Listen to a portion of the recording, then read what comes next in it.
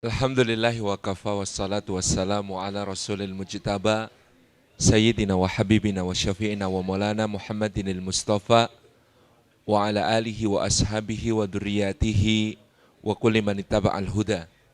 Asyhadu an la ilaha illallah wahdahu la syarikalah wa asyhadu anna Muhammadan abduhu wa rasuluhu la nabiyya ba'da. Fa uhayyikum bi tahiyatil islamiyah tahiyatin thayyibatin mubarakah tahiyatin min indillahi tahiyati ahlil jannah. Assalamualaikum warahmatullahi wabarakatuh.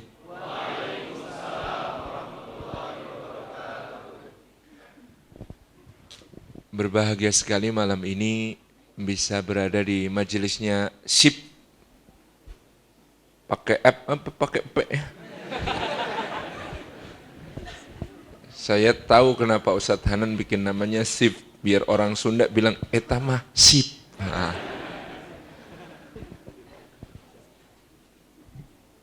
Dan Masya Allah berbahagia melihat antum di tengah suasana yang malam minggu gitu di kota besar seperti Bandung, banyak alternatif melakukan berbagai macam kegiatan, tetapi antum memilih ke tempat ini. Meskipun saya juga senang kalau antum pergi ke kerja bakti di tempat yang banjir. Singapura banjir tuh.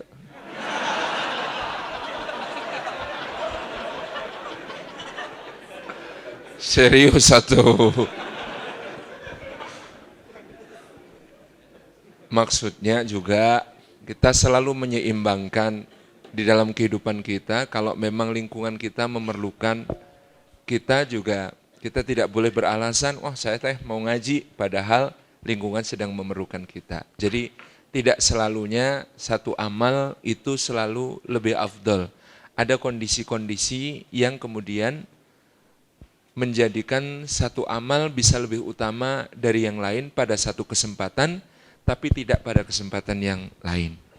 Karena antum sudah semuanya berada di sini, Masya Allah, Tabarakar Rahman, kita berhimpun di dalam satu majelis yang mudah-mudahan setiap langkah yang kita tempuh menuju ke tempat ini, tiap tapaknya mengukurkan dosa-dosa. Meninggikan derajat di sisi Allah Subhanahu wa Ta'ala. Bedanya apa? Lebih bagus? Insya Allah. Sama juga.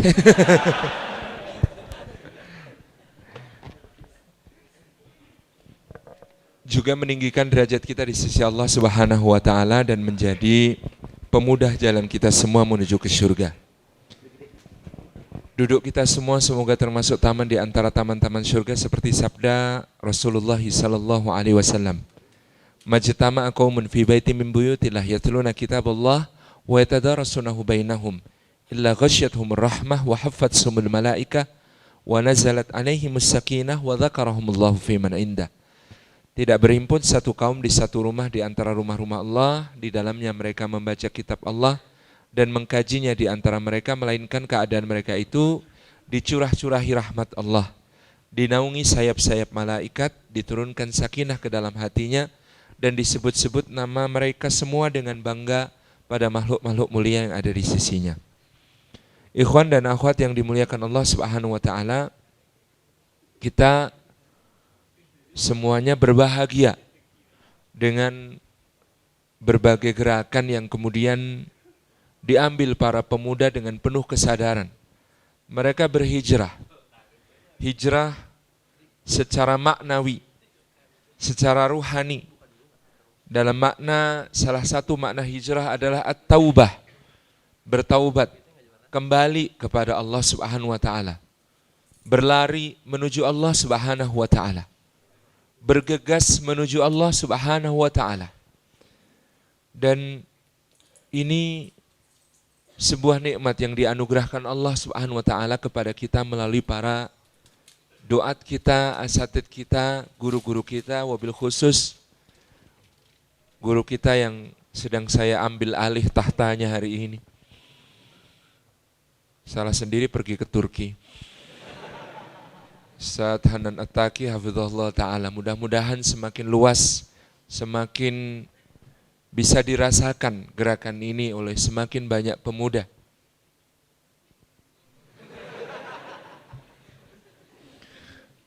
Harus dicek sama atau beda dengan warna air banjir kan gitu.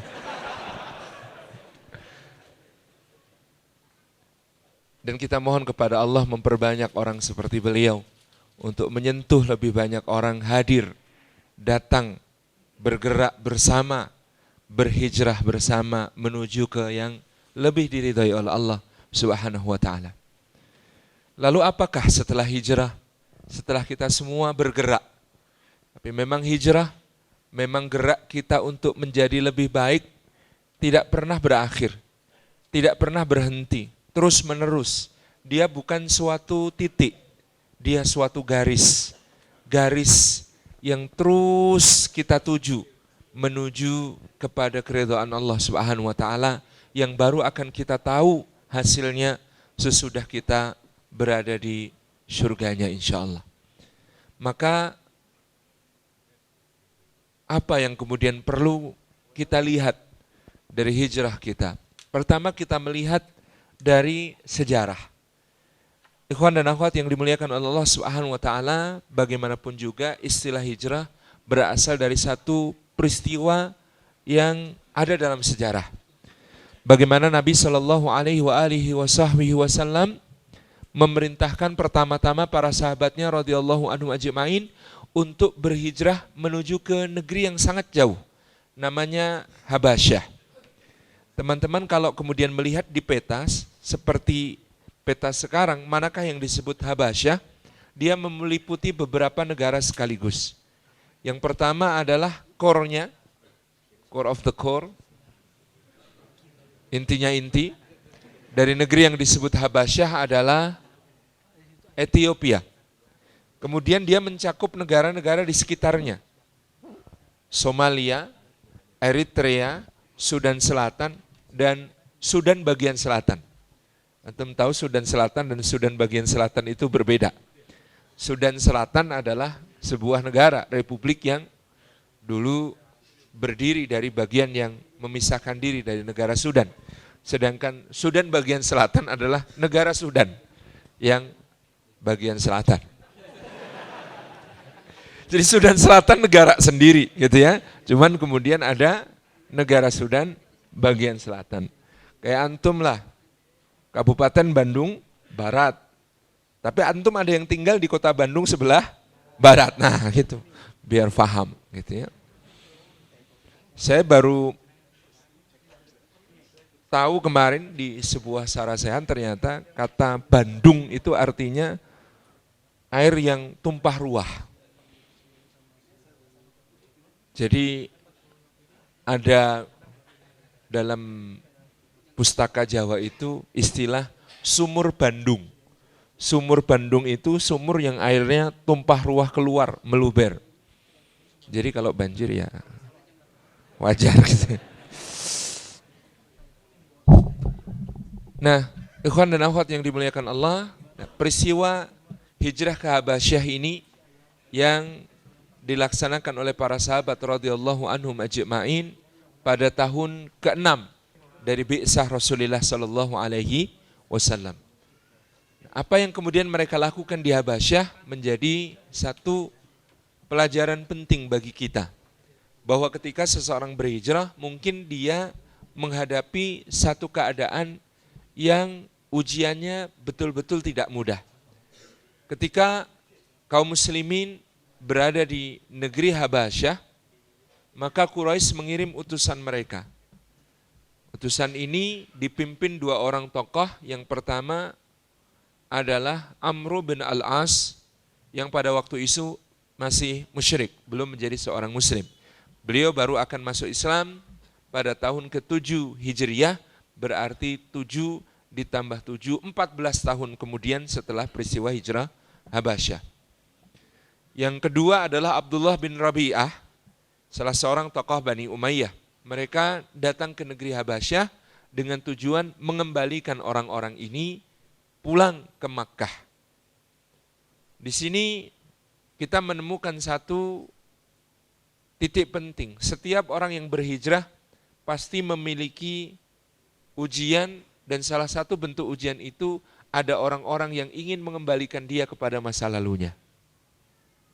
Ada orang-orang yang ingin mengembalikan dia kepada asalnya.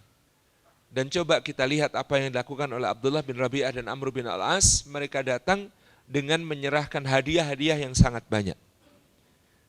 Hadiah-hadiah yang sangat disukai oleh Najasyi As-Samah, Raja Habasyah saat itu.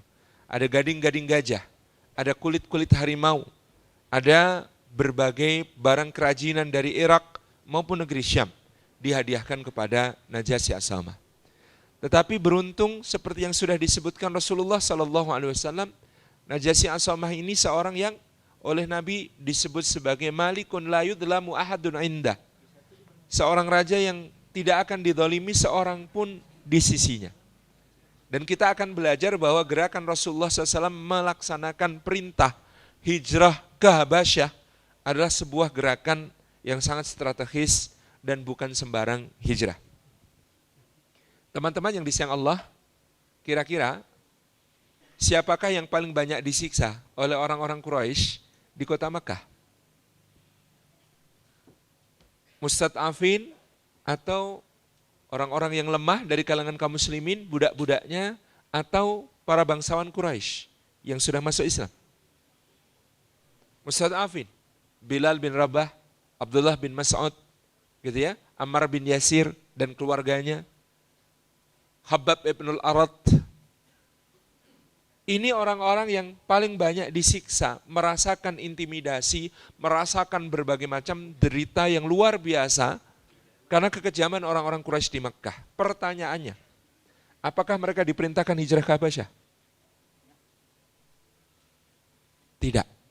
Yang berhijrah ke Habasyah justru orang-orang yang secara sosial politik sebenarnya kalaupun tetap tinggal di Makkah aman-aman saja.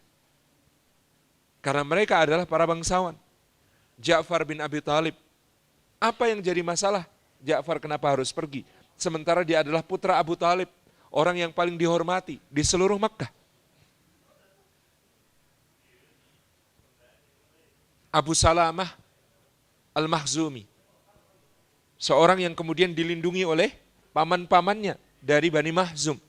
Termasuk bahkan Abu Jahal Amr bin Hisham mengatakan, Abu Salamah ini keponakanku. Dia masuk Islam, tapi siapa yang mengganggu dia berhadapan dengan aku.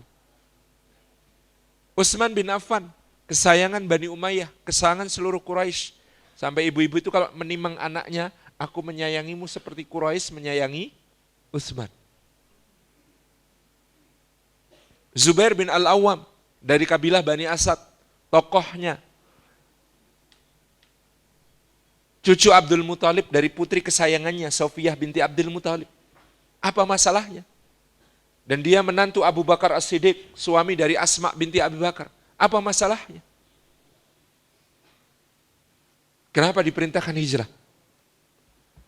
Jadi yang hijrah ini bukan sekedar sebuah gerakan penyelamatan kaum muslimin yang tertindas di Makkah, tapi dia sebuah gerakan yang sangat cerdas, move yang sangat keren secara sosial politik dari Rasulullah SAW.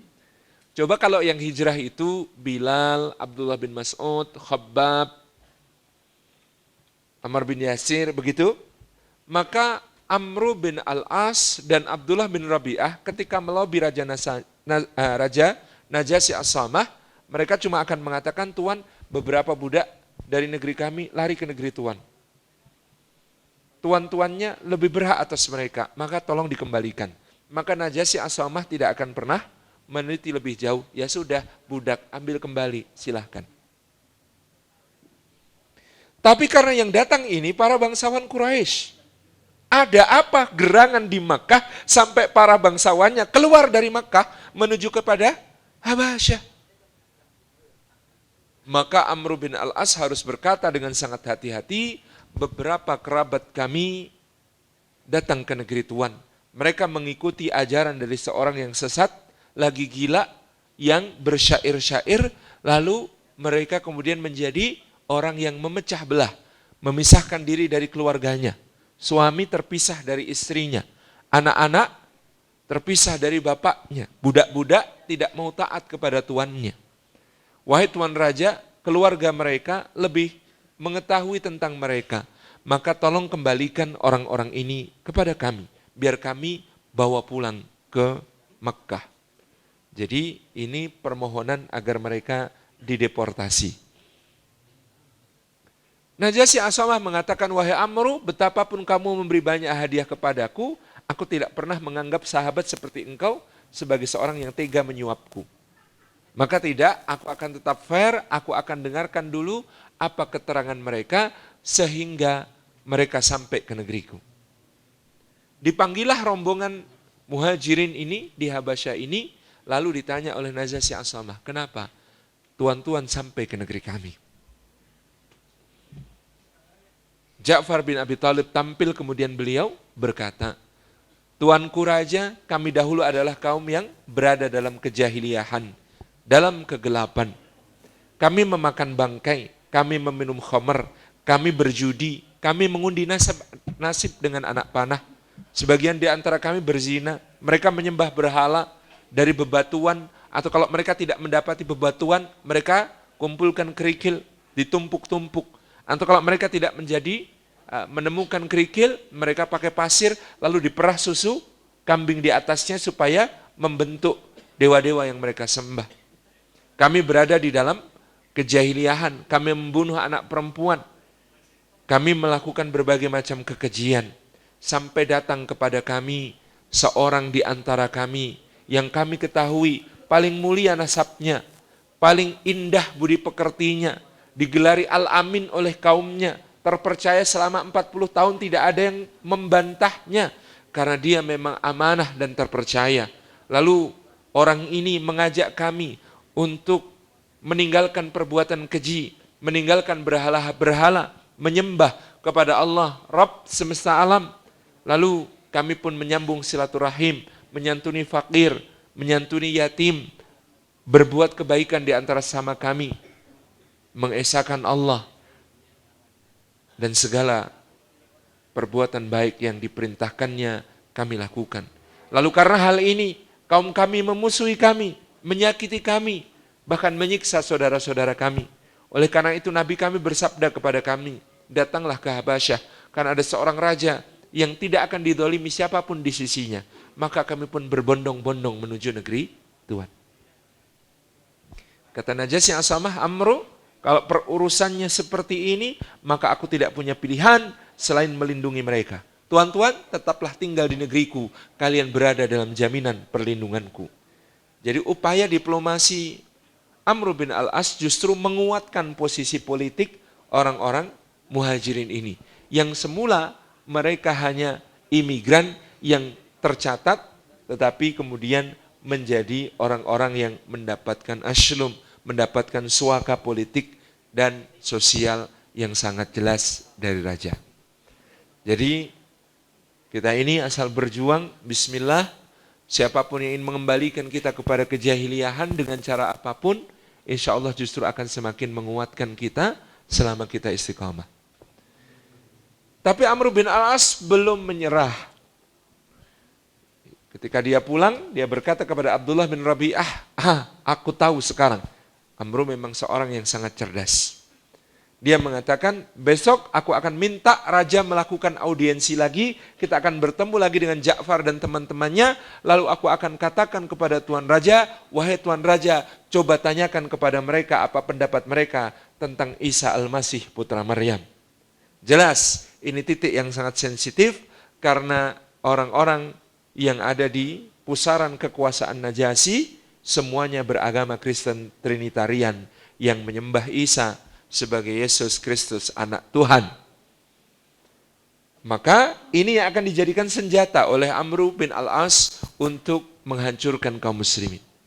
Hari berikutnya audiensi terjadi lagi, maka Amr berkata, wahai Tuan Raja, silakan tanya kepada mereka apa pendapat mereka tentang Isa Al-Masih yang Tuhan agungkan dalam agama Tuhan. Terkejut semua yang hadir. Ini pertanyaan yang sangat berbahaya. Tetapi Najasyi As-Samah fair. Dia berkata, Tuan, Amr sudah bertanya sesuatu yang saya juga ingin tahu jawabannya. Silahkan kemukakan jawaban Anda. Mereka berunding. Ini gimana? Kalau dijawab beneran, bahaya, kita bisa dibatalkan suaka, deportasi beneran ini. Karena kita berbeda dengan Tuan Raja ini dalam mengimani Isa alaihissalam. Dia mengatakan Isa adalah anak Tuhan dan bagian dari Tuhan, sementara kita mengatakan dia hanya seorang nabi, rasul, manusia seperti kita. Apakah kita bersiasat, kita katakan kita mengimaninya seperti iman Tuan Raja? Tidak, kata Ja'far. Itu akidah. Urusan akidah kita tidak boleh berkompromi, apalagi berpura-pura. Tidak, kita akan katakan apa adanya. Kemudian Ja'far mengacungkan tangannya dan apa yang beliau lakukan? Masya Allah, beliau tahu caranya. Bagaimana caranya menyampaikan kebenaran tanpa kemudian membuat ada yang tersakiti. Atau setidaknya meminimalisasi orang-orang yang tersinggung. Apa yang dilakukan Ja'far terlebih dahulu? Membaca surah Maryam. Maka beliau mulai dengan membaca surah Maryam. A'udzubillahi minasyaitonirrajim. Bismillahirrahmanirrahim. Kaf ha ya ain sad. Terus dia baca sampai bagian cerita tentang bagaimana Maryam berkesusahan mendapatkan ujian dari Allah. Datang Jibril kepadanya alaihi salam dalam rupa seorang lelaki yang sangat tampan. Dan apa yang dikatakan oleh Maryam, kalimat yang begitu agung, kata Maryam, A'udzu birrahmani minka in kunta taqiyya. Aku berlindung kepada Ar-Rahman, Allah yang maha pengasih dari dirimu. Semoga engkau seorang yang bertakwa. Ini sunnah hasanah. Akhwat kalau ketemu tokoh pujaan, ganteng, cakep, solih, itu ya, memukau.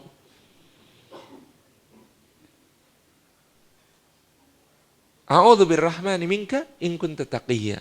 Aku berlindung kepada Allah yang Maha Pengasih dari dirimu.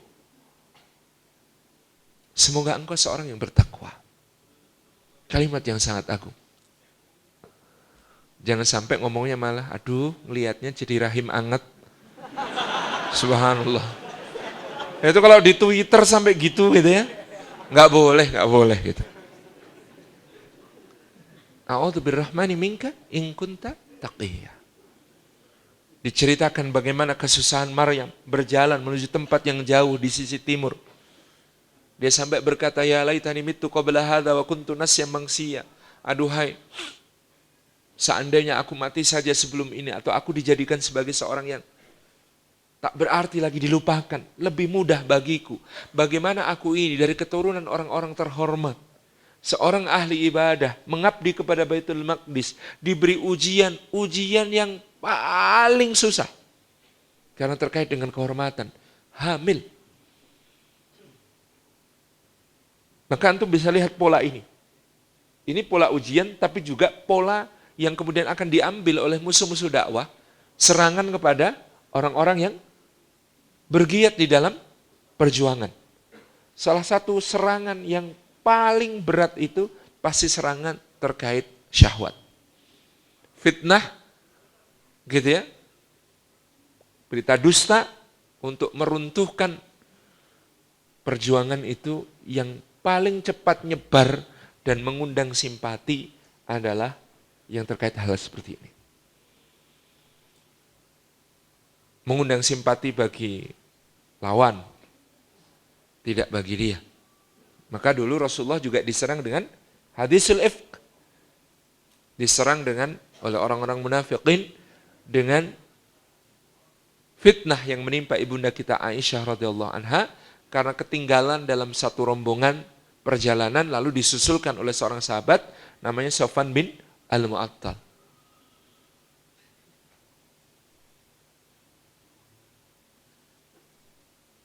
Kembali kepada ayat tadi, Masya Allah. Mendengar kisah tentang Maryam, Najasyi Asamah dan seluruh uskup-uskupnya, kardinalnya, menteri-menterinya, panglima-panglimanya yang hadir di majelisnya, semuanya menangis. Terseduh-seduh, bercucuran air mata. Dan oleh Syekh Ahmad Didat, ini masih beliau adakan satu survei persepsi dengan sampel yang tentu saja sahih. Dari kalangan para pendeta-pendeta di Afrika Selatan, dia tampilkan dua teks, satu teks Al-Quran, satu teks Bible yang sama-sama menceritakan kisah Maryam.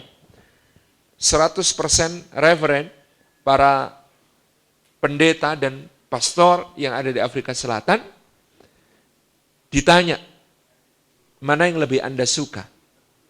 Versi Quran atau versi Bible dalam menceritakan Maryam? 100% mengatakan versi Quran. Indah, puitis, dramatis, mengadu-aduk perasaan, melibatkan emosi.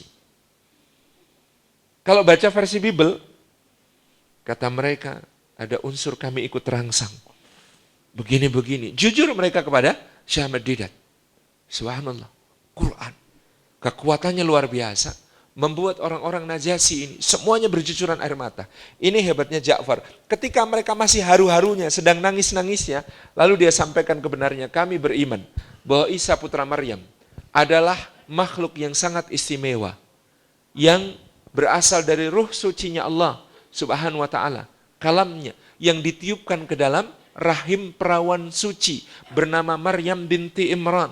Lalu dia menjadi seorang nabi dan rasul, satu dari 5 rasul ulul azmi paling utama, sebagaimana nabi kami Muhammad sallallahu alaihi wasallam.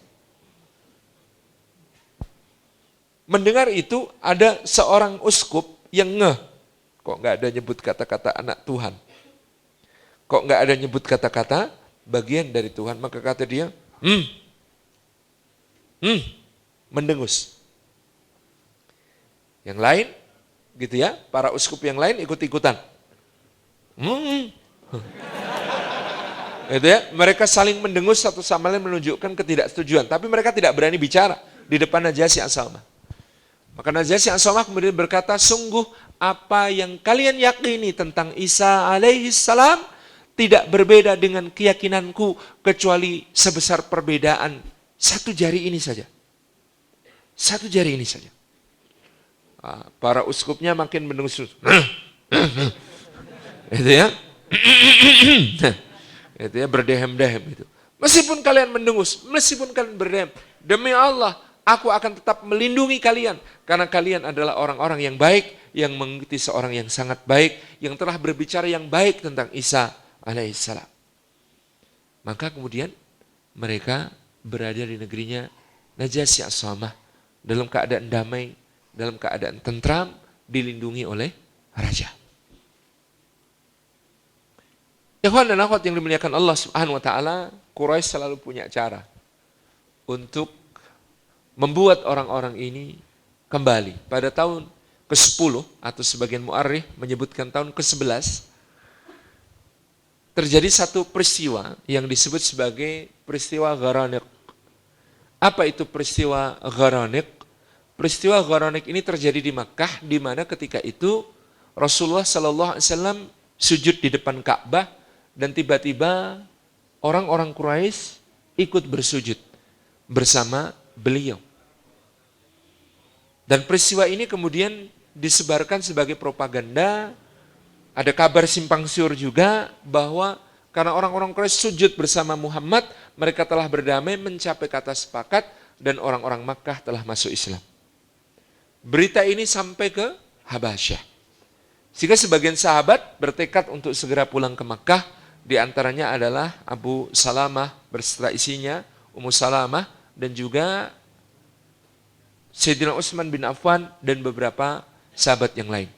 Di Habasyah ketika itu jumlah kaum muhajirin 83 orang. Sebagian ini kemudian bergerak pulang.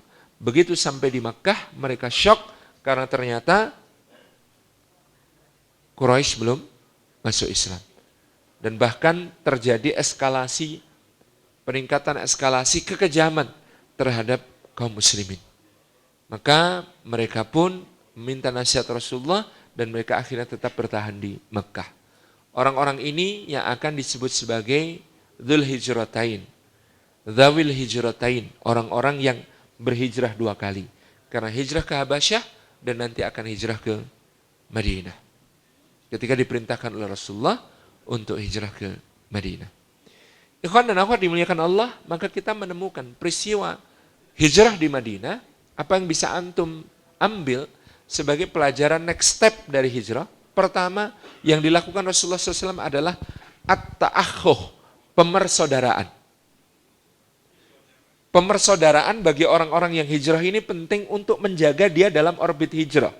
Kalau kita sudah berhijrah, kita perlu punya lingkungan baru, dan lingkungan baru itu perlu sebuah ikatan yang semi formal, saya katakan semi formal, untuk benar-benar ada yang bertanggung jawab kepada satu sama lain sebagai sesama saudara yang berhijrah untuk menjaganya tetap istiqomah. Karena kalau kita cuma saya hijrah, lalu kita gabung kajian, gitu ya.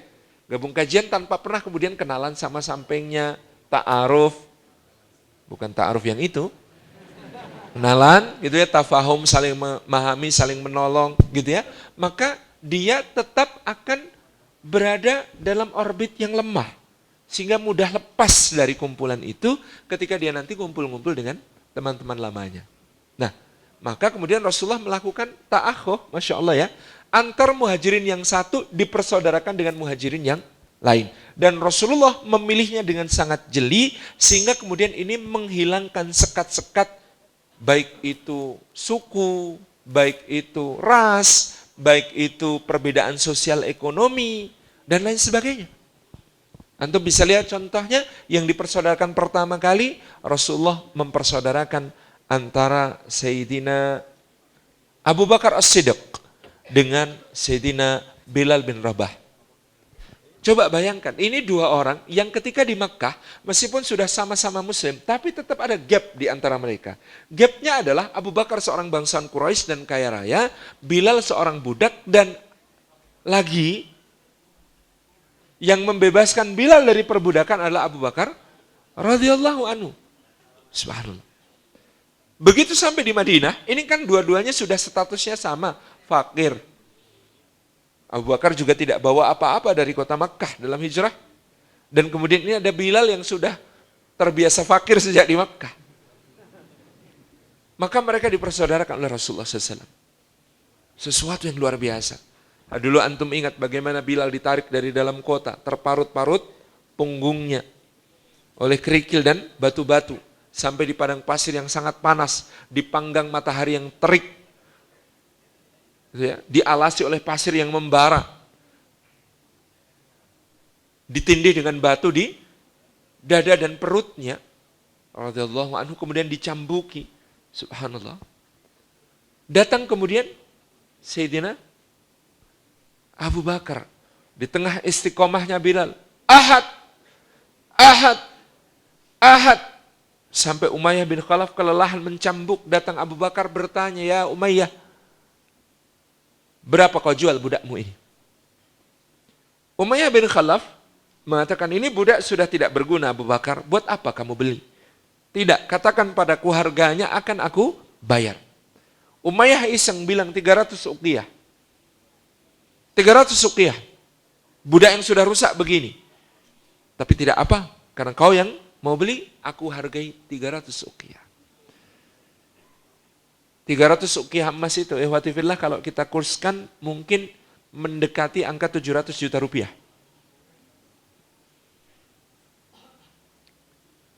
Oleh Abu Bakar dibayar, ambil 300 uqiyahmu, bebaskan dia. Umayyah bin Khalaf ini hendak mengejek Abu Bakar, karena sudah mau membayar 300 uqiyah. Kata dia, sebenarnya budak kayak gini, 30 uqiyah pun belum tentu laku Abu Bakar. Bodoh sekali kau mau bayar 300 uqiyah. Abu Bakar tidak mau kalah. Jadi Abu Bakar itu jangan antum kira cuma lembut-lembut aja. Kalau balas debat, tajam. Kalau balas debat, tajam Abu Bakar itu. Apa yang dikatakan Abu Bakar? Jadi kan Umayyah cuma mau bikin Abu Bakar nyesel karena bayarnya mahal, 300 uqiyah. Sebenarnya 30 uqiyah aja belum tentu laku, ini segini. Ini bikin supaya Abu Bakar nyesel. Apa kata Abu Bakar As-Siddiq? Tadi kalau kau menyebut angka 3.000 uqiyah, aku juga akan bayar. Karena ini saudaraku dan harganya tidak ternilai. Coba bayangkan. Jengkel enggak Umayyah bin Khalaf? Asyemi, kata dia. Masa? Gitu ya, dia bilang kalau disebut harga 3.000 pun akan dibayar. Luar biasa. 7M bro. Dan gue cuma dapat 700 juta. Sakitnya itu. Kerasa. Nah, coba bayangkan. Orang yang begitu besar jasanya dalam hidup Bilal ini. Oleh Rasulullah SAW dipersaudarakan dengan dia. Abu Bakar dengan Bilal. Masya Allah. Tentu perhatikan. Kalau ada yang tajir di antara yang hijrah, nah persaudarakan dengan yang paling fakir. Bagus itu insya Allah. Antum saudara sama dia, oke, nanti si yang kalau berangkat kajian dijemput pakai BMW seri 7. Gitu. Terus gimana balasnya? Gitu ya. Dimasakin di rumahnya, makan Indomie bareng. Pas panas-panas, pas sungainya meluap. Gitu. Menjelang banjir. Itu pengalaman. Aku belum pernah makan Indomie seenak bikinan kamu, akhi. Masya Allah. Romantis banget. Bromance. Yang kedua, Sayyidina Umar bin Khattab dipersaudarakan dengan siapa? Abdullah bin Mas'ud. Padahal ketika di Mekkah, dua-duanya sama-sama dimusuhin sama orang-orang Quraisy dan sama-sama sering diajak kelahi. Bedanya, Umar biasanya staminanya penuh sampai akhir, sampai orang-orang pun kelelahan mukulin dia dan dia juga kelelahan mukulin orang-orang. Sementara Abdullah bin Mas'ud biasanya kalau baca Quran di Ka'bah dipukulin orang pingsan. Bawa pulang ke rumah, siuman, bengep-bengep ke Ka'bah lagi. Baca Quran lagi, gebukin lagi, bonyok sekarang. Bawa pulang. Sadar, siuman, ke Ka'bah lagi, bacain Quran lagi. Pukulin orang lagi. Tadi bengep, bonyok, bocor sekarang. Makin remuk. Tapi istiqomah. Sementara Umar ketika masuk Islam, mengumumkan keislamannya di Ka'bah, digebukin orang. Waktu itu disebutkan 40 orang mengeroyok Umar bin Khattab. 40 orang mengeroyok itu, sempat mukulnya kan ya jarang-jarang gitu. Sampai Umar kelelahan, dan mereka pun kelelahan sehingga Umar duduk gitu ya. Mereka juga bergelimpangan. Kata Umar, tunggu jumlah kami 300. Kita berhadapan di medan perang. Dan ini adalah salah satu muhaddasnya Umar. Umar itu disebut Rasulullah orang yang sering dapat ilham dari Allah. Umar menyebut angka 300. Kata dia, tunggu jumlah kami 300. Kita berhadapan di medan perang. Dan betul jumlah kaum muslimin ketika terjadi perang besar pertama antara kaum muslimin dengan musyrikin Mekah pada tahun kedua Hijriyah bernama Perang Badr Kubra, jumlah kaum muslimin 300. Jadi Umar ini muhaddatsun. Sementara Abdullah bin Mas'ud seorang pembelajar yang sangat tekun. Yang satu penuh ilham, penuh inspirasi, yang satu seorang pembelajar yang tekun. Yang satu seorang yang perkasa, yang satu seorang yang secara fisik dia lemah. Sayyidina Abdullah bin Mas'ud itu pernah ketika sudah di Madinah manjat pohon kurma. Tersibak kainnya kelihatan betisnya. Betisnya itu kecil gitu. Jadi kalau untuk ukuran orang Arab, itu tuh jelek banget gitu. Secara fisik gak bagus banget. Sehingga orang-orang ketawa lihat betisnya Abdullah bin Mas'ud. Rasulullah SAW bersabda, tuan-tuan menertawakan betisnya Ibnu Ummi Abdin. Rasulullah kalau memanggil Abdullah bin Mas'ud, Ibnu Ummi Abdin. Padahal betis itu di sisi Allah lebih berat daripada gunung Uhud. Padahal betis itu di sisi Allah lebih berat daripada gunung Uhud. Insya Allah. Jadi ini dipersaudarakan. Teman-teman yang saya Allah perhatikan pemersaudaraan berikutnya antar muhajirin. Zubair radhiyallahu anhu dipersaudarakan dengan Talha.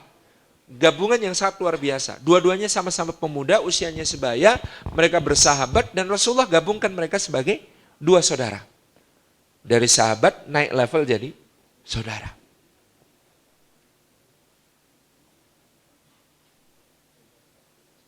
Zubair itu orang yang modelnya hawari, kata Rasulullah. Dia itu setia dan selalu ada Setiap kali diperlukan. Di ciri Hawari itu setia dan selalu ada setiap diperlukan. Sementara Talhah itu seorang yang tabah. Kalau menahan derita, dia paling kuat. Itulah kenapa di perang Uhud, beliau berani menjadikan tubuhnya sebagai perisai untuk Rasulullah SAW sampai seluruh tubuhnya dirajah oleh 70 luka. Tombak, pedang, panah, rebutan. Itu 70 luka, 2 jarinya hilang, tempurung lutut lepas 1. Itu Sayyidina Talha bin Ubaidillah di dalam perang Uhud. Itu darahnya bercucuran, beliau doanya doa yang luar biasa. Kata beliau, ya Rabbi khud bidami hadal yaum hatta tarda. Ya Allah, ambillah darahku hari ini sampai engkau meridhoiku. Kalau yang membuat engkau ridha padaku dengan mengambil darahku, ambil ya Allah sampai engkau ridha. Dan kisahnya Talha itu nggak berhenti sampai di situ ya Watifillah. Ketika Rasulullah kemudian diselamatkan para sahabat dari serbuan orang-orang Quraisy, pasukannya Khalid bin Al-Walid, maka Rasulullah dinaikkan ke arah gunung Uhud. Diperlindungkan ke sebuah tebing yang tinggi gitu ya. Nah, beliau itu diangkat supaya bisa duduk di atas sebuah batu besar. Ketika disorong naik ke atas, dasarnya sahabat yang nyorong juga sudah kelelahan karena berperang gitu ya. Rasulullah juga sudah sangat kelelahan pada saat itu disorong naik ke pelosok ke bawah. Disorong naik lagi, kepleset lagi ke bawah, turun lagi sampai 3 kali. Melihat itu, Talhah itu merangkak-rangkak dengan sisa tenaganya, sementara wajahnya sudah tidak dikenali karena darah yang sudah penuh, gitu ya. Mendekat dia ke arah batu, apa yang dilakukan? Dia hempaskan tubuhnya ke bawah batu, kemudian dia bersabda, dia berkata kepada Rasulullah SAW, ya Rasulullah, naiklah ke batu dengan bertumpu badan saya. Maka Rasulullah ketika itu menangis, menitikkan air mata, gitu ya, naik ke atas batu bertumpu badan Sayyidina Talha, dan beliau bersabda, aujabat Talha, aujabat Talha, Talha wajib masuk surga. Jadi bagi Talha masuk surga hukumnya wajib. Aujabat Talha. Ini 2 orang dengan 2 hal yang potensi perjuangan yang luar biasa, saling melengkapi. Yang satu bertahan untuk melindungi dan tabah dalam penderitaan, yang satu setia dan selalu ada ketika dibutuhkan. Antum cari saudara yang bisa seperti ini, saling menguatkan di jalan Allah. Bahkan yang namanya Talha dan Zubair, ikhwan dan akhwat yang dimuliakan Allah, nanti akan dikuburkan oleh Sayyidina Ali bin Abi Thalib berdampingan dalam satu liang. Karena persaudaraan mereka yang legendaris. Yang berikutnya, siapa lagi yang dipersaudarakan? Antar muhajirin, Abdurrahman bin Auf dengan Sa'ad bin Abi Waqqas. Abdurrahman bin Auf itu orang yang tekun, good boy, gak pernah melanggar aturan. Pokoknya anak kebanggaan papa. Siap mewarisi bisnisnya papa di Mekah. Tapi sayang, pupus karena dia harus hijrah, sehingga dia merintis bisnis baru di Madinah. Dan ternyata itu cara Allah membesarkannya. Bukan untuk mewarisi ayahnya, tapi untuk membuat sebuah langkah baru, bisnis baru di Madinah. Masya Allah ya. Yang satu, Sa'ad bin Abi Waqqas, itu bad boy, dalam tanda kutip, tapi anak mami. Kan biasanya bad boy di luar, anak mami di dalam kan. Umum. Kenapa Sa'ad bin Abi Waqqas disebut bad boy dalam tanda kutip? Karena beliau ini cerita. Dia itu preman, dia anak bangsawan, tapi suka bergaulnya dengan kaum-kaum tertindas, budak, rebel begitu anaknya. Jadi Sa'ad bin Abi Waqqas itu kalau menyebut dirinya dan teman-temannya, nahnu aradhilul Quraisy, kami adalah orang-orang hina-dinanya Quraisy. Padahal Sa'ad bin Abi Waqqas itu adalah dari sisi Rasulullah, dari pihak ibu Rasulullah terhitung paman. Bangsawan tinggi di kota Makkah, tapi gelit, gembel elit. Gabungnya sama orang-orang rendahan gitu. Dan dia cerita, akulah orang pertama yang menumpahkan darah di jalan Allah. Ceritanya gimana? Dia lagi sholat, umurnya ketika itu 13 atau 14, ya, lagi sholat, digangguin sama orang Quraisy. Ketika ruku, dia temukan di bawahnya, itu di bawah tempat sholatnya, itu ada tulang rahang unta nganggur bro. Diambil tulang rahang unta itu, gitu ya, Dia simpen di tangannya, ketika orang itu tadi yang gangguin sholat mendekat lagi, langsung dia beraksi, hantamkan ke kepalanya. Purak berdarah-darah orang Quraisy itu. Jadi dia menyebut dirinya orang pertama yang menumpahkan darah di jalan Allah.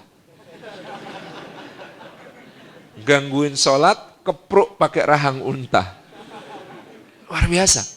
Sa'ad bin Abi Waqqas ini, ikhwan dan akhwat yang dimuliakan oleh Allah Subhanahu wa taala, kan cerita yang terkenal tentang dia, ibunya mogok makan. Anda bayangkan Sa'ad bin Abi Waqqas itu, ibunya mogok makan, 3 hari 3 malam, dia dampingi ibunya di sisinya, bujuk-bujuk supaya makan. Antum kalau bujukin ibu, antum makan, paling lama berapa kuatnya? 3 hari 3 malam, ikhwatifillah. 3 hari 3 malam bujukin ibunya supaya mau makan, disuap-suapin. Hari ketiga karena ibunya tetap keras kepala, dia berkata, ibu, seandainya ibu punya 100 nyawa, lalu anakmu ini dipaksa untuk duduk di sini, menyaksikan 100 nyawa itu keluar dalam bentuk sakratul maut yang menyakitkan pada ibu. Akan teriris pedih hatinya, tetapi kalau itu ibu paksakan supaya anandamu ini meninggalkan Muhammad sallallahu alaihi wasallam, tidak ibu. Saya tidak akan pernah meninggalkan Muhammad. Tapi saya putra ibu, saya akan tetap di sini sampai ibu mau makan. Ayo makan. Akhirnya ibunya yang kalah, luluh, akhirnya mau makan.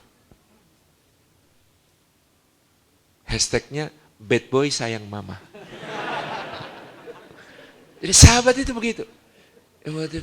Mereka dipersaudarakan oleh Rasul. Anda perhatikan, ta'akhuf pertama antar muhajirin, antar orang-orang yang berhijrah ini sendiri, mereka dikuatkan satu sama lain. Ketika Sayyidina Ali bin Abi Thalib menyusul Rasulullah SAW berhijrah, beliau sampai di Madinah, semua orang sudah dipersaudarakan. Sayyidina Ali menghadap Rasulullah SAW kemudian berkata, ya Rasulullah, saya belum dapat saudara. Yang lain sudah dipersaudarakan dengan siapa, saya kok belum dapat. Maka Nabi SAW tersenyum, kemudian menjabat tangan Sayyidina Ali dan memeluk beliau dan mengatakan, engkau saudaraku di dunia, di akhirat. Sanad engkau saudaraku di dunia, di akhirat, ini kan jadi hadis. Ali meriwayatkan, Rasulullah SAW bersabda kepadaku, engkau saudaraku di dunia dan di akhirat. Ini sambung menyambung sampai sekarang, masih ada. Salah satu pemegangnya, sanad dari hadis engkau saudaraku di dunia sampai akhirat, itu adalah Abu Sayyid Ahmad bin Muhammad bin Alawi al-Maliki al-Hasani di Rusaifah, di Makkah. Beliau sambung menyambung punya periwayatan, jalur periwayatan hadis engkau saudaraku di dunia dan di akhirat. Sampai ke Sayyidina Ali dan Rasulullah. Maka ini murid-muridnya itu deg-degan. Deg-degannya di mana? Siapa nanti yang akan dipilih beliau untuk diriwayatkan hadis ini? Engkau saudaraku di dunia dan di akhirat. Karena semua meyakini ini sambung sinambung sampai ke Rasulullah. Jadi siapa yang dapat ucapan hadis ini dari rawi yang terpercaya ini, maka sabda itu berlaku sampai ke surga. Ngumpul satu barisan, ya penjurunya Rasulullah, ya di belakangnya Sayyidina Ali, kemudian mundur ke belakang sampai orang terakhir yang dikatakan engkau saudaraku di dunia sampai di akhirat. Masya Allah ya. Indah sekali. Jadi ini permesraan antar para muhajirin. Maka nanti shift, teman-teman pemuda hijrah perlu melakukan proses ini. Ini proses sederhana, tapi dampaknya sangat penting untuk menjaga kita dalam keistiqomahan. Karena apa? Ada yang saling bertanggung jawab. Aku dan engkau adalah saudara di jalan Allah di dalam hijrah. Sesama muhajirin. Sehingga ketika engkau tidak tampak di taklim, aku akan bertanya kemana. Kalau perlu akan aku jemput. Gitu ya. Ketika engkau tidak tampak dalam sholat berjamaah, aku akan bertanya, lagi sakitkah? Aku bahkan mungkin akan menjenguk. Hal-hal semacam ini perhatian Rasulullah. Ta'akhuh. Ta'akhuh pertama antar muhajirin. Ta'akhuh yang berikutnya, ikhwati fillah, adalah antara muhajirin dengan ansor. Ya, ini juga perlu ikhtiar besar karena di Indonesia selain pemuda hijrah ada pemuda ansor.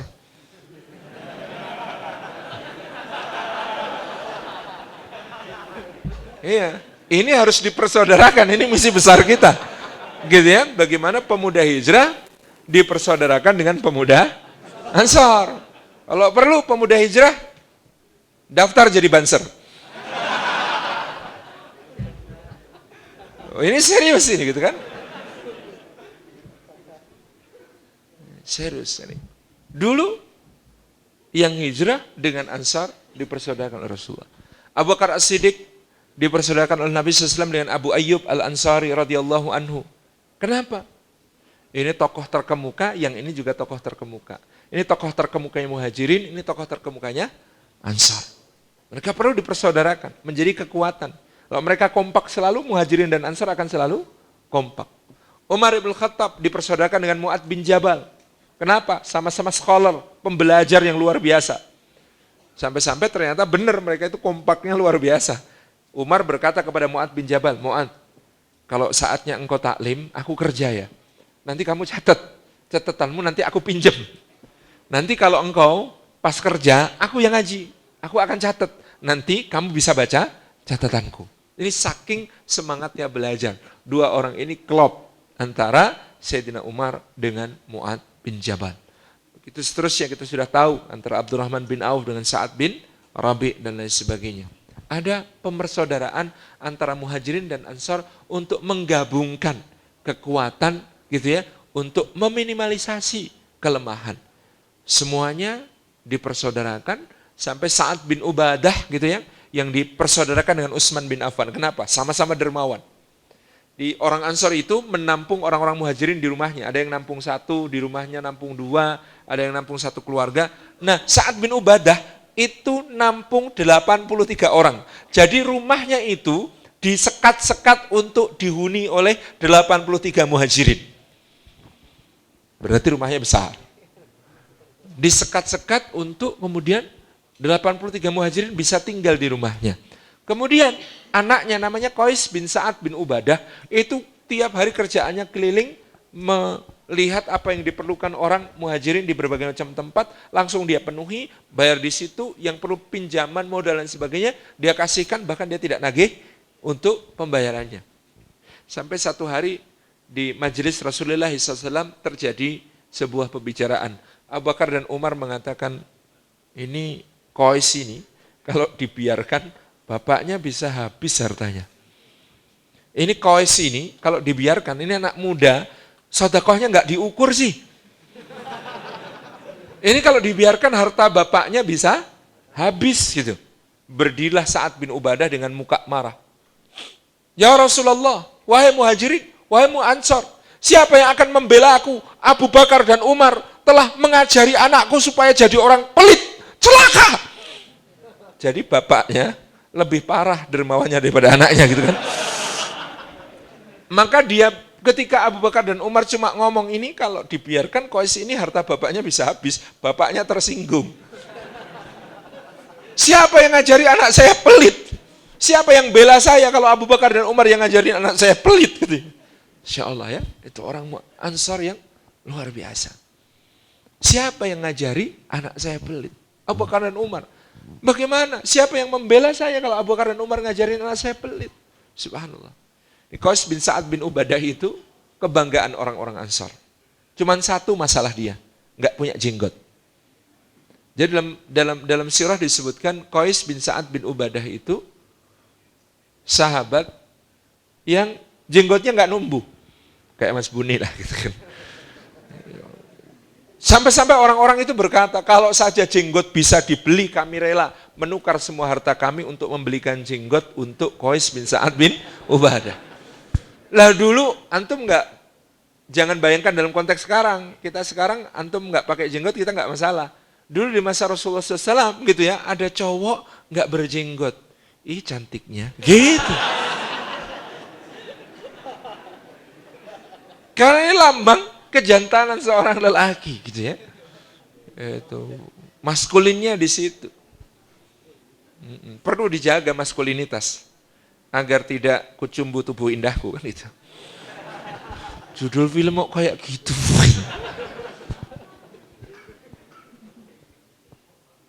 Ikhwan dan akhwat yang dimuliakan oleh Allah Subhanahu wa taala, setelah ta'akhuh apa yang berikutnya? Kita harus mulai menginisiasi proyek-proyek peradaban. Ba'da hijrah itu dimulai inisiasi proyek-proyek peradaban. Maka ketika Ustadz Hanan bilang mau bikin kompleks masjid seperti yang direncanakan itu, saya setuju. Karena ba'da ta'akhuh yang dilakukan Rasulullah SAW adalah membangun Masjid Nabawi. Institusi peradaban secara fisik pertama yang dibangun oleh Rasulullah SAW adalah masjid. Sebuah masjid yang fungsinya, memang terjemahnya Ustadz Hanan seperti biasa menggemparkan dunia persilatan. Tetapi sangat bisa kita pahami karena ini berdasarkan kajian sirah yang sangat matang. Kita di Jogokarian melaksanakan itu. Bahasa kita masih bahasa legal, formal, dan birokrasi sehingga semua bisa menerima. Ya meskipun sebenarnya saya tahun 2000 pertama kali ke Jogokarian itu shock juga. Nih masjid, sebelah ruang utama masjid ada ruangan ditulis besar-besar namanya Sanggar Aula. Sanggar Aula ini tempat kegiatan remaja masjid. Di dalamnya gitu ya, ada drum set, ada karambol, sansak, kartu domino, kartu bridge. Ini masjid macam apa ya Allah? Itu shock pertama saya ketemu Jogokarian tahun 2000. Lalu saya hanyut di dalamnya.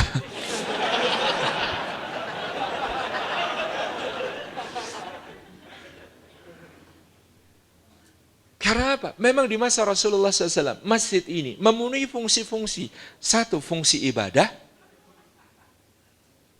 Dan coba, bukan sembarang ibadah yang diterjemahkan oleh Jogokarian adalah, kalau Rasulullah SAW memimpin salat, beliau menghadap kepada jamaah, beliau bisa tahu siapa sahabat yang tidak hadir ke masjid. Aina fulan? Di mana si fulan? Kenapa tidak tampak? Itu bisa ditanyakan Rasulullah. Imam zaman now disuruh gitu bisa? Enggak bisa. Maka kita terjemahkan menjadi sebuah masjid itu wajib punya database jamaahnya. Database jamaah ini harus lebih detail daripada data sensus BPS. Dan memang kita berikan yang demikian. Maka data kita sangat valid, sangat sahih, gitu ya, terverifikasi dengan baik, meskipun datanya diambil oleh adik-adik yang bernama Hamas, Himpunan Anak-anak Masjid. Supaya apa? Supaya datanya jujur yang ambil anak-anak. Karena kita datanya sampai data-data sensitif. Contoh, adik-adik ini kalau nyurvei, kalau nyensus, tanya sama temennya, bapakmu sholat enggak Ya sesekali sholat. Nah di situ ada pilihan data yang diisi sesekali. Nanti kalau diterjemahkan warnanya kuning. Enggak pernah Ya sholat kayaknya Jumatan apa ya? Kalau pas sempat, nah itu merah muda. Belas, merah batak. Ya sholat, tapi ke masjidnya jarang, hijau muda. Sholat, selalu ke masjid kok bapakku, hijau tua. Jadi kita bisa memetakan objek dakwah kita ini seperti apa. Sehingga kita bisa menyusun program-program masjid dalam sisi ibadah yang paling utama. Apa sih program ibadahnya masjid? Mensolatkan orang hidup. Kalau mensolatkan orang mati, takbir 4 kali, salam selesai.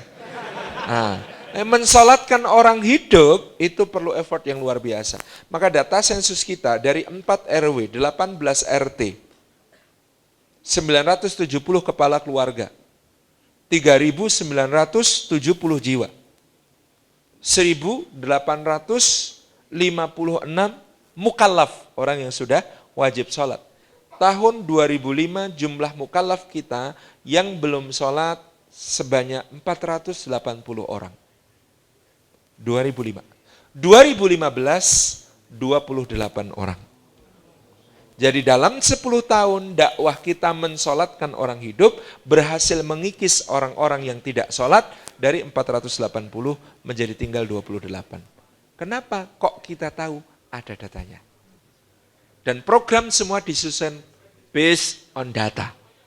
Semua disusun berdasarkan data yang ada. Pendekatannya ada yang pendekatan latar belakang. Kenapa kok belum sholat? Oh ternyata yang belum sholat simbah-simbah, kakek-kakek.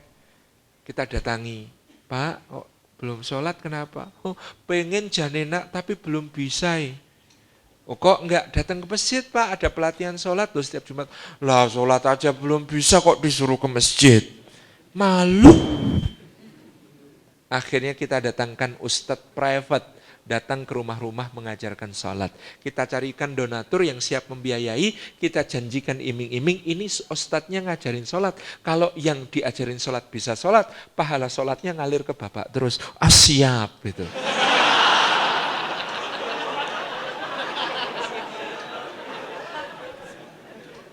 Bener, begitu selesai diajarin sholat, sudah bisa sholat. Dikasih sarung, baju koko, peci, sajadah, mukena gitu ya. Mereka ini yang baru bisa sholat akhirnya mengalahkan jamaah rutin. Datang ke masjid jauh lebih awal, jam 3 sudah berangkat subuhan. Jam 11 sudah nunggu zuhur. Setengah 3 berangkat asar. Itu ya maghrib isya tidak pulang.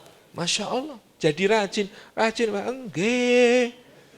Kok bis maghrib tidak pulang ya di rumah juga cuma bengong-bengong, lebih baik di masjid ada yang bisa dilihat.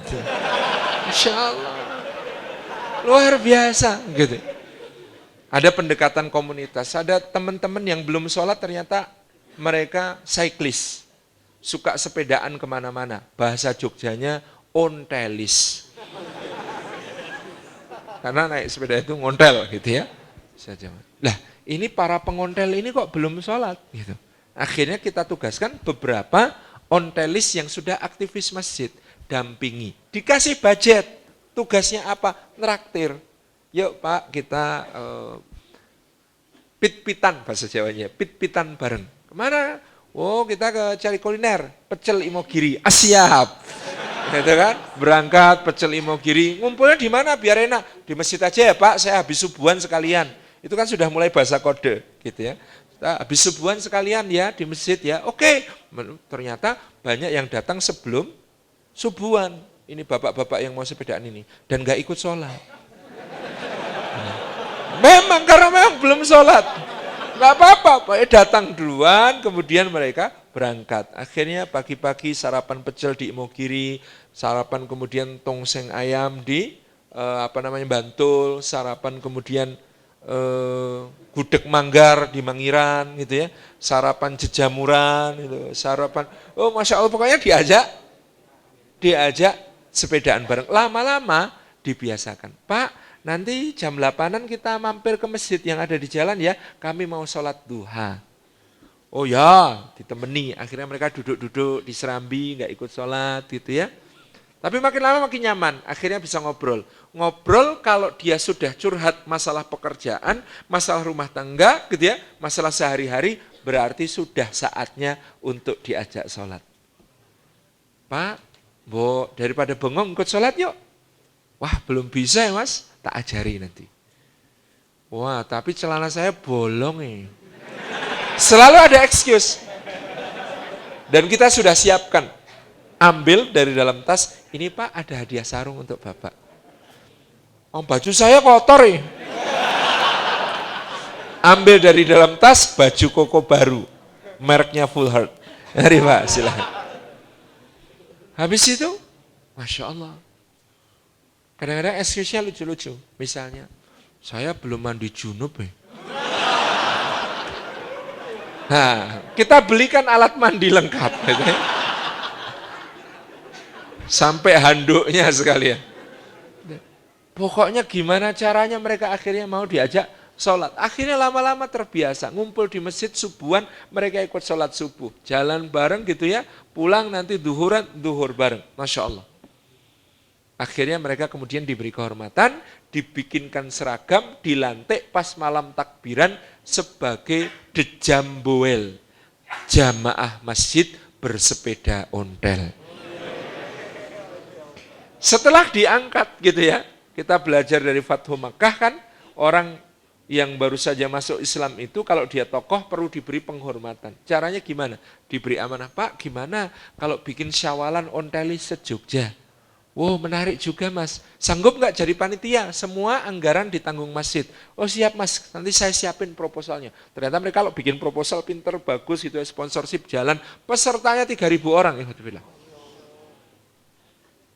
syawalan onteli se-Jogja, pesertanya 3.000 orang, kemudian diadakan ikrar onteli se-Jogja. Salah satu bunyi ikrarnya, sebaik-baik bersepeda adalah bersepeda ke masjid. Gitu ya. Jadi ini yang kita lakukan. Jadi setelah ta'akhuf, proyek peradabannya adalah masjid. Bagaimana kemudian masjid ini menjadi tempat segala hal. Dari ibadah, ini tadi ada program untuk menarik orang beribadah. Jadi nanti kalau Ustadz Hanan bikin masjid, antum juga harus bikin masjid. Kalau sudah ada masjid di kampung antum, tinggal antum lebih mudah tugasnya untuk kemudian menjadikan kegiatan di masjid itu seperti kegiatan di masjidnya Ustadz Hanan. Kan gitu. Dan itu yang akan kemudian menarik semakin banyak titik-titik pusat-pusat bagi pemuda-pemuda yang berhijrah. Kan bukan, jangan sampai alatif terus gitu ya. Nanti pindah ke masjid yang sudah dibangun, alatif sepi gitu kan. Jangan sampai, ini juga harus tetap rame. Di sana tetap rame, bangun masjid baru gitu ya. Ekspansi ke masjid baru, rame-rame aja. Kita lakukan berbagai macam kegiatan menghidupkan syiar di masjid. Dari ibadah sampai yang sifatnya pendidikan. Di Jogokarian ba'da maghrib sampai isya ini saatnya belajar Quran. Isya sampai tak terbatas belajar hal-hal yang lain. Maka kita selalu menampilkan profil-profil untuk mendapatkan Jogokarian Award setiap tahun. Jadi kita ada namanya Jogokarian Award untuk warga kita. Salah satu kategorinya adalah selalu anak muda berprestasi. Kita ini pernah punya Sofwan Albana Khairuzat, dulu ketua remaja masjid, gitu ya, meraih peringkat pertama dan simposium di Switzerland. Dia mengalahkan mahasiswa Harvard dan London School of Economics, gitu ya. Makalahnya waktu itu menang di sana dan hadiahnya 200.000 euro. 200.000 euro, tahu euro? Euro itu, euro. Bahasa Jerman itu EU dibaca oi. Dan rata-rata Eropa sampai ke Eropa Timur EU dibaca oi. Sama dengan Sigmund Freud dibaca Simon Freud, gitu ya. Jadi saya pernah ngisi bareng seorang yang katanya pakar psikologi, dia baca Sigmund Freud, seorang tokoh. Sigmund Freud. Simon Freud. Oh iya, jadi 200.000 euro. Itu. Kita punya Muhammad Hasan Habib, juara Olimpiade Kimia Internasional di Argentina. Kita punya Takahashi Asahi. Remaja masjid Jogokarian itu pernah ada ketuanya namanya Takahashi Asahi. Blasteran Jepang. Dan dia juara Olimpiade Geografi Internasional di Tokyo, di tanah nenek moyangnya. Dia ada lagi kemudian Yusna Septian Adiarsa, juara lomba desain perkampungan ramah lingkungan dengan mengambil model Jogokarian, dipresentasikan di Taiwan dan Hong Kong. Kita punya Haidar Muhammad Tilmisani, juara sebuah penelitian tentang konsep trauma bagi penderita gangguan kejiwaan melalui interaksi dengan masyarakat yang religius. Modelnya juga di Jogokarian. Jadi bagaimana kemudian orang yang mengalami gangguan jiwa diterapi oleh komunitas berbasis masjid. Presentasi di Taipei. Insyaallah.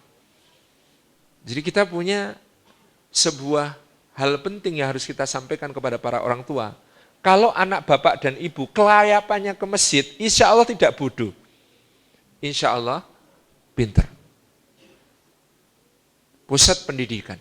Bagaimana kemudian di masjid terjadi diskusi berbagai macam bidang, duduk-duduk, ngobrol-ngobrol, sifatnya angkringan, tapi menghasilkan sesuatu. Masjid yang juga kemudian menjadi tempat menampung berbagai gagasan untuk menuju kebaruan. Di mana Salman Al-Farisi mengajukan usul perang Khandaq di masjid. Gitu ya, inovasi.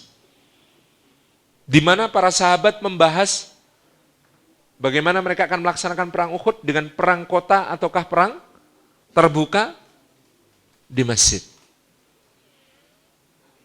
Bagaimana masjid nanti menjadi pusat jaminan sosial.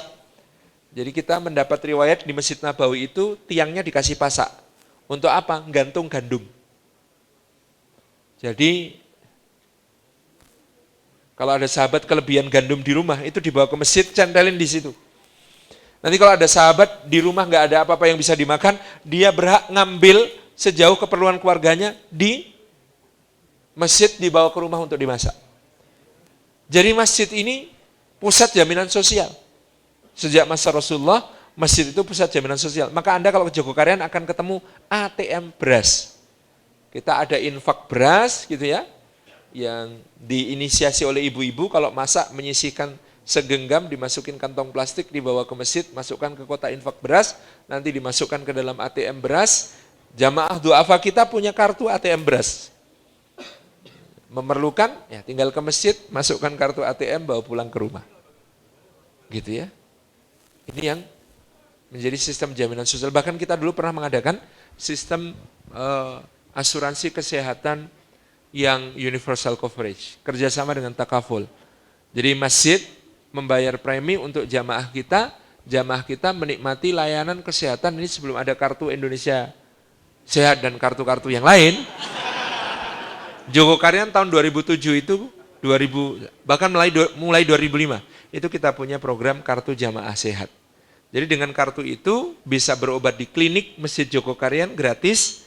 Kalau kemudian mendapatkan rekomendasi untuk rawat inap dari klinik Masjid Jogokarian, dibawa ke rumah sakit manapun di Jogja gratis. Enak. Jadi kita membuat masjid ini menjadi pusat perubahan. Alhamdulillah Ustadz Haji Muhammad Jazir ASW, pelopor manajemen Masjid Jogokarian, tahun ini dinobatkan sebagai tokoh perubahan oleh Republika 2019 gitu ya. Jadi kita memang mengubah masjid ini menjadi pusat peradaban. Masjid yang menginisiasi berbagai macam gerakan bahkan untuk mengentaskan kemiskinan. Teman-teman tahu dari mana idenya Kampung Ramadan Jogokarian yang tahun ini sudah yang ke berapa sih? Dari 2005. Sekarang 2019. 15. Sudah yang ke-15. Itu idenya sederhana sekali. Karena kita lihat ada jamaah kita, kalau Ramadan kasihan. Kasihannya gimana? Jual bubur ayam, jual bubur kacang hijau, jual soto ayam, keliling. Itu kalau Ramadan, karena mereka biasanya jualan pagi, itu nggak bisa jualan. Jangan sampai mereka sedih dengan datangnya Ramadan. Karena hadis, meskipun dhaif, kita harus pegang erat-erat hadis ini. Karena dia fadhailul a'mal. Man faraha bidukhuli Ramadan, haramallahu jasadahu ala niran. Siapa berbahagia dengan datangnya Ramadan, Allah haramkan jasadnya di sentuh api neraka. Kenapa? Karena orang yang datang Ramadan bahagia pasti orang beriman. Gitu kan? Bahagia karena datangnya Ramadan, dia beriman. Maka jangan sampai jamaah kita ini sedih ketika kemudian datang Ramadan. Bahaya kalau sampai mereka sedih. Ramadan jadi nggak berkah buat mereka. Maka kita harus bikin bahagia. Caranya gimana? Tahun 2005 kami menginisiasi bikin kaos 3 bulan sebelum Ramadan. Kaosnya ada tulisannya di belakang. Ada pasar sore loh di Kampung Ramadan Jogokarian. Kita bagikan kepada kira-kira 300 tukang becak. Semuanya pakai kaos ada pasar sore loh di Kampung Ramadan Jogokarian. Akhirnya apa? Se-Jogja tahu ada pasar sore loh di Kampung Ramadan Jogokarian. Promosi sudah berjalan, lalu kita menerima pendaftaran. Siapa yang mau jualan? Bapak-bapak itu kita prioritaskan. Pak, kalau mau jualan sore tapi mungkin jualannya perlu divariasi sedikit. Karena bubur ayam itu untuk sahur lemes, untuk berbuka nggak cocok. Jadi tolong divariasi. Apa dagangannya? Nanti kita bantu kalau memang perlu pelatihannya. Oke? Semua akhirnya bisa jualan. Ditambah lagi pedagang-pedagang dari luar. Makin rame. Dan ada success story bagaimana di tahun 2007 ada seorang jualan ayam bakar, ayam panggang di Pasar sore Ramadan Jogokarian itu sehari cuma bakar 3-4 ekor. Sekarang karyawannya 35 orang. Ada 3 tahun yang lalu Pak Jardianto pulang dari bekerja di Batam, di industri, dia merintis wirausaha, konsultasi kepada takmir, apa ya? Bikin souvenir Mas yang khas Jogokarian. Apa itu? Peci batik Jogokarian, akhirnya dia bikin, dia desain, dia rancang sendiri, tahun ini dia sudah mulai ekspor ke Malaysia. Jadi proses untuk kemudian mengentaskan ini, jadi Anda bisa rasakan suasananya kalau Ramadan, silakan datang ke Jogokarian, jalan dari ujung timur sampai ujung barat, kira-kira ada 450 pedagang berjajar, semuanya dalam rangka pemberdayaan ekonomi. Kita bina mereka, di briefing dari jualan harus syar'i, akad-akad harus syar'i, nggak boleh terlibat riba gitu ya. Kemudian kita bina mereka harus halal dan thayyib, makanannya tidak boleh mengandung bahan berbahaya, sampai kita mendapatkan penghargaan dari Badan POM, semua dagangan yang dijual di Pasar Sore Kampung Ramadan Jogokarian bebas bahan berbahaya. Gitu ya.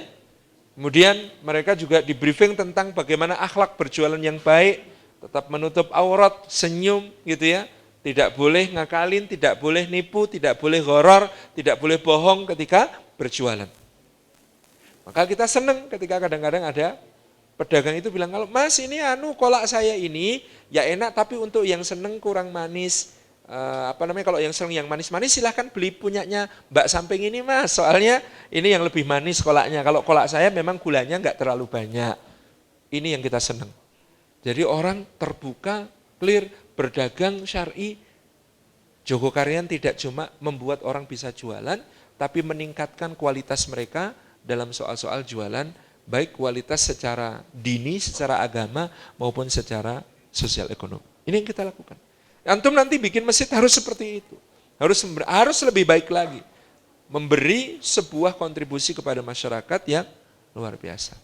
Nanti kalau Ramadan jangan khawatir kalau antum pas kehabisan uang saku ke Jogokarian. Disediakan 2.500 sampai 3.000 porsi makan besar gratis. Dan semuanya pakai piring di Jogokarian itu. Dan dimasak oleh ibu-ibu dasawisma bergiliran. Kita pernah mendapat penghargaan dari Dinas Lingkungan Hidup karena kita masjid dengan jumlah takjilan terbesar, sampah tersedikit. Kenapa? Karena pakai piring, bukan nasi kotak, bukan nasi bungkus. Kok ada piringnya? Yang nyuci siapa? Yang nyuci piring jadwal remaja masjid. Kok pada mau nyuci piring? Karena nyuci piring juga bisa ketemu jodoh loh. Itu. Enggak itu hanya efek samping ya. Itu efek samping. Ibu-ibu ini kita beri subsidi untuk mereka masak, itu proporsi sekarang hanya Rp10.000. Tapi namanya the power of emak-emak, mereka nggak mungkin mau makanannya kalah dari makanan dasawisma lain. Jadi mereka akan nombok supaya bisa menyajikan yang terbaik dan yang terenak. Ini namanya pemberdayaan. Gitu kan? Insentif yang membuat mereka semakin agresif gitu ya. Memberikan yang terbaik untuk jamaah masjid gitu ya. Kita hadirkan imam-imam dari Palestina, dari berbagai daerah. Ini Jogokarian kita sedang ditempati 30 mahasiswa sekolah tinggi ilmu dakwah yang berpraktik di Jogokarian. Maka sekarang ini kalau sholat di Jogokarian kaget-kaget. Tiap sholat ganti imamnya, ganti bacaannya. Wih, siapa lagi nih? Wih, siapa lagi ini gitu ya. Warga sampai terkaget-kaget. Jadi kita proses ikhwah yang menjadikan masjid ini sebagai pusat perjuangan sebagaimana dulu Rasulullah menjadikannya. Jadi antum PR-nya setelah hijrah itu next step-nya adalah tadi ta'ahuh, pemersaudaraan untuk memperkuat komunitas. Yang kedua masjid untuk mengikat kegiatan-kegiatan yang bisa memberdayakan umat, menjawab persoalan umat. Yang berikutnya adalah ekonomi. Apa itu? Pasar. Tahu ceritanya Abdurrahman bin Auf? Abdurrahman bin Auf minta ditunjukkan jalan ke pasar, yang dia hadapi pasar orang-orang Yahudi yang penuh riba, penuh kecurangan, penuh dengan berbagai macam penipuan, penuh horor, transaksi-transaksi tidak jelas gitu ya. Orang Yahudi meminjamkan uang kepada orang-orang Ansar, lalu kemudian uang itu agunannya adalah kebun mereka. Sehingga ketika mereka tidak bisa membayar, kebun mereka kemudian diambil, semua hasil panennya untuk diambil oleh orang-orang Yahudi. Monopoli perdagangan terjadi dan Ekonomi Madinah ketika itu rusak. Maklum, orang-orang Ansar itu, Aus dan Khazraj itu petani lugu. Mereka tidak tahu ilmu dagang. Yang pintar ilmu dagang orang Mekah. Maka Abdurrahman bin Auf dapat perintah khusus dari Rasulullah untuk membuka pasar Madinah. Dengan nilai-nilai yang sangat kokoh, manhaj ekonomi Al-Quran yang sangat dikuasai oleh Abdurrahman bin Auf. Ikhwati fillah, surat terakhir yang turun di Makkah sebelum hijrah. Surat apakah itu? Al-Mutaffifin. Wailul mutaffifin alladzina idza iktalu 'alan nasi yastawfun wa idza kaluhum aw wazanuhum yusirun. Ayat-ayat inilah yang turun terakhir kali di Makkah, seolah-olah hendak memberitahu kaum muslimin ini yang akan mereka hadapi di Madinah. Orang-orang yang curang. Komunitas Yahudi yang menghegemoni ekonomi Madinah selama beribu tahun, dan kemudian mereka telah menanamkan bahwa pasar itu betul-betul semua isinya negatif. Maka Abdurrahman bin Auf membangun kedaulatan ekonomi kaum muslimin dengan pasar yang dia rintis. Seorang diri merintis gerakan ekonomi untuk memecah kebuntuan hegemoni ekonomi orang-orang Yahudi. Karena sudah malam, terakhir kita harus sampai pada yang berikutnya. Tapi mungkin ini perlu proses. Bagaimana gerakan ini menjadi yang menyelamatkan umat dan mengikat umat dalam satu kesatuan power kenegaraan. Di mana? Namanya Sahifatul Madinah, Piagam Madinah. Di mana Rasulullah mengundang seluruh komunitas Yahudi, orang-orang musyrikin, semua penduduk Madinah, semua stakeholders Madinah, diajak bermusyawarah untuk merumuskan perjanjian bersama yang akan memperkokoh Madinah. Antum bisa bayangkan enggak? Satu saat gitu ya, pemuda hijrah itu mengundang seluruh unsur bangsa, semua pimpinan parpol, semua tokoh agama, semua pemimpin-pemimpin kaum, semua orang-orang berpengaruh dan tokoh masyarakat dari berbagai penjuru jadi satu, menegakkan satu ikrar yang sama, namanya Sahifatul Madinah, Piagam Madinah. Dan Piagam Madinah itu dahsyat, ikhwatifillah. Mengikat hak dan tanggung jawab bersama atas kota Madinah. Dan dia contoh bagaimana Rasulullah mengatur sebuah civil society yang plural. Siapa bilang Islam ini sesuatu yang hanya bisa diterapkan oleh umat Islam? Enggak. Orang Yahudi menerima, orang-orang musyrik menerima kepemimpinan Rasulullah dan syariat Islam yang kemudian menjawab segala persoalan mereka. Gitu ya.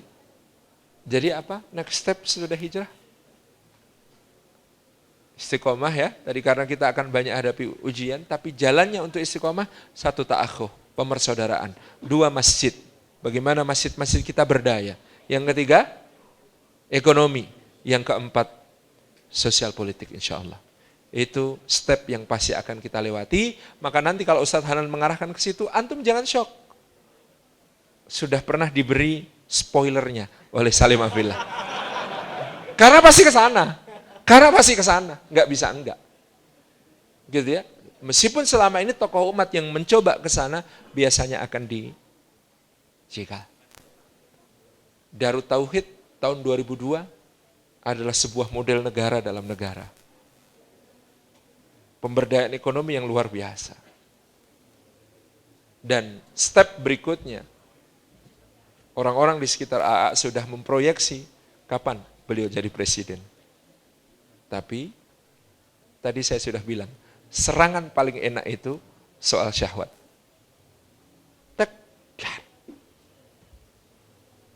Tanpa mengurangi kemuliaan beliau yang luar biasa, selesai takjub.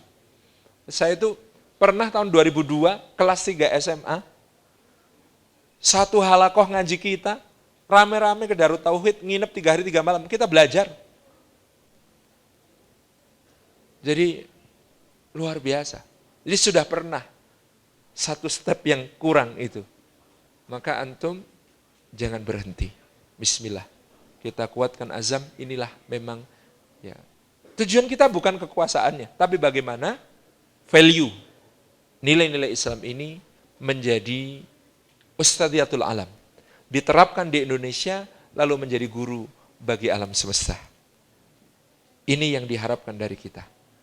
Semua mata menatap Indonesia, menunggu Indonesia, kebangkitan Indonesia akan dipersepsi sebagai kebangkitan dunia Islam. Dan kita pelopornya. Selamat berjuang teman-teman pemuda hijrah. Semoga pemuda Ansor segera bergabung. Terima kasih. Assalamualaikum warahmatullahi wabarakatuh.